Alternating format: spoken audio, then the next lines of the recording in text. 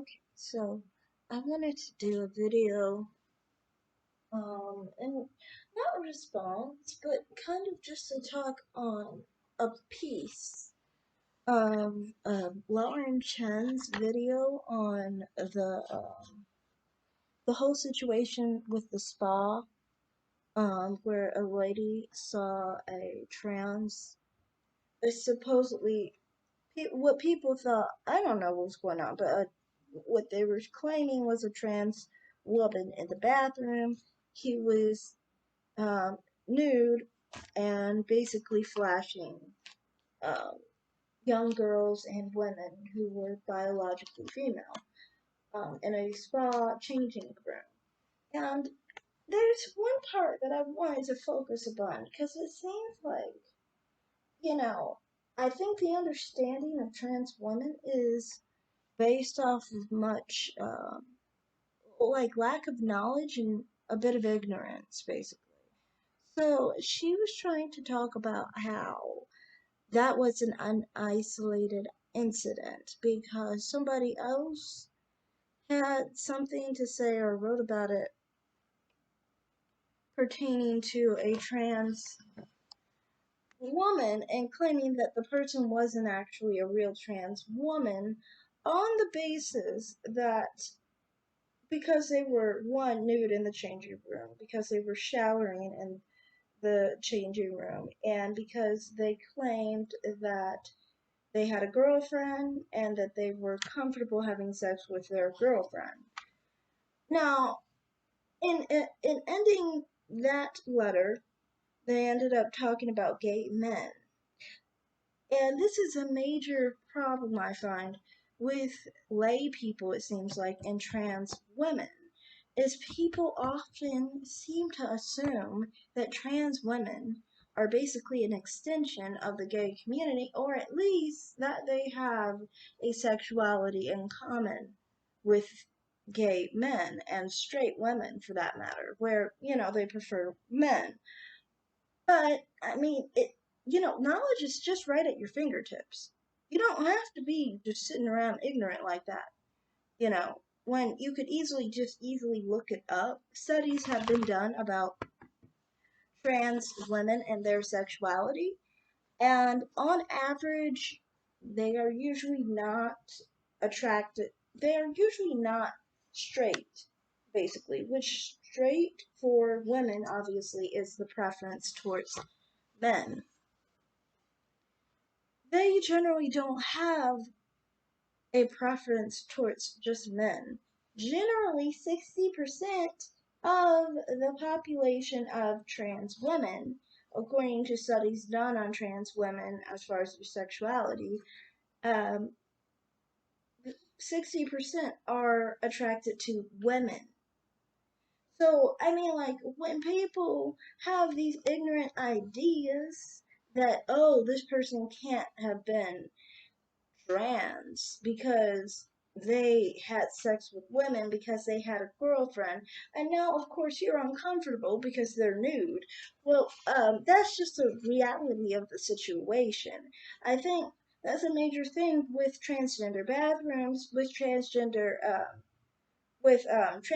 in our bathrooms and in our changing rooms. The thing is this, it's going to affect the fact that we're also including people who are generally not of the type of person who only prefers men.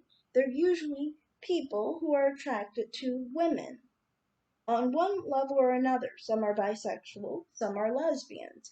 In fact, the lesbian trans woman population is bigger than the straight woman population. So, if you think of it, more of them actually side more with preferring women. And like I said, of course, that makes it more uncomfortable because they're biologically male. They have male genitalia. They have strength more than women do. And then on top of it, they're attracted to women. But that's just the reality of the situation. A lot of people like to pretend that trans women were just basically very effeminate gay men. And therefore, that's why they kind of were, I think, comfortable with it because they thought, like, sexuality wise, they didn't pose a threat, you know. And it's like that's not how it works. Like, gender and sexuality have nothing to do with each other. So calling someone a guy based on the fact that they have a girlfriend and are having sex with their girlfriend is honestly quite ignorant because, I mean, like, what do you mean just because a person had a girlfriend and liked having sex with their girlfriend, that means that they're not trans, they're just a guy who's getting their rocks off being around these women? When 60% of the trans woman population could fit this description. They could have girlfriends because they're bisexual or lesbian. They could enjoy having sex with their girlfriends because they're attracted to women. So, I mean, I understand both sides to this in a sense where, trans women, if we're, acknowledging their identity, they can't help if they're bisexual or lesbian, and then it is probably, you know, uh, a situation where do they actually go? Do they go with men or women? And obviously, they should go with women. To some people, I personally don't think they should. I think that they should have a bathroom of their own. They should have a changing room of their own. You know, And I mean, like, if that's hard for the facility, maybe you should put that burden on the facility. Stop being lazy and trying to make it where basically women have to suffer because you can't make a third option for these people.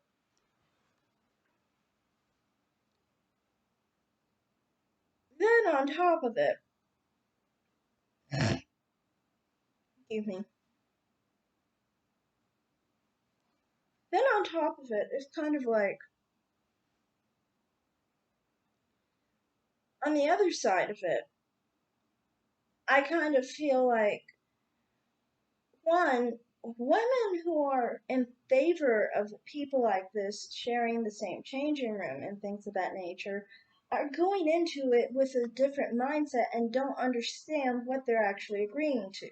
And like I said, the video of Lauren Chen really is visible and obvious that you don't understand what you're agreeing to when you don't even understand that, yes, most trans women have the ability and have the interest to have a girlfriend, and they like having girlfriends sometimes.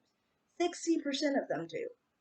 And many of them, 60%, enjoy having sex with their girlfriends. So, there's if that bothers you that they're attracted to women, you should have paid attention to the fact that what and who are trans women usually attracted to. You would think, oh, they're usually attracted to men because you have the old fashioned, ignorant idea of what transgender means, basically, and you associate it with the gay community. When being trans has got nothing to do with gay people other than, the idea of being a lesbian, you know, or, a bisexual, but not in the sense of what you're thinking, like gay men. Trans women have nothing to do with gay men. And associating it with that messes you up because you don't understand who you're dealing with. If you are really realizing who you're dealing with is somebody who just has a gender identity that is similar to yours, and they identify as a woman, that doesn't change the fact that they're biologically obviously male. They have the biological strength of a man.